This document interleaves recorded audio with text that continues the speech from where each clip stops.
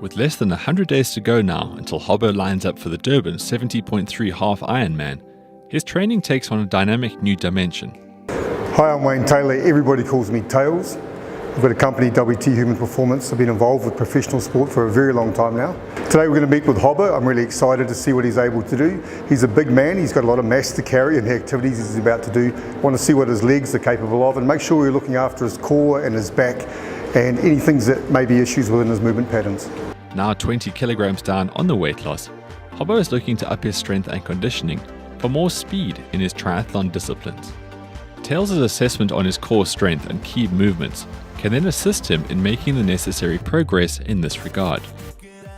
So I just finished a session with Hobbo. He has lots of common little mistakes that I'm seeing in many people, and it's not uncommon for guys to cheat, use their quads more, poor core activation, really bad posture, which is more common than people realise. So just working with him to make him understand when you use your arms and legs, you need to set up your posture and your core where it should be. That's far more useful than any of the crunches and things you'll do for your core. Tails is basically giving me the correct posture, so I need to be standing up because I slouch over and he reckons I'm a centimetre taller, so hey ho. But in terms of actual posture and sort of doing the movements, they're a lot more difficult than just sort of bashing them out.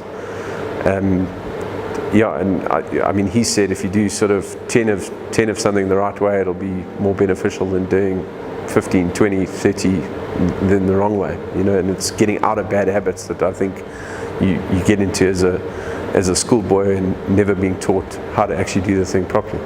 By using these guidelines and his advice, I'm going to look at building more strength to hopefully be stronger on the cycle and the run going forward. One of the key things is looking at your strength to weight ratio. So taking a big bucky like Hobbo with a mini motor, we're leaning him down to a four-door car.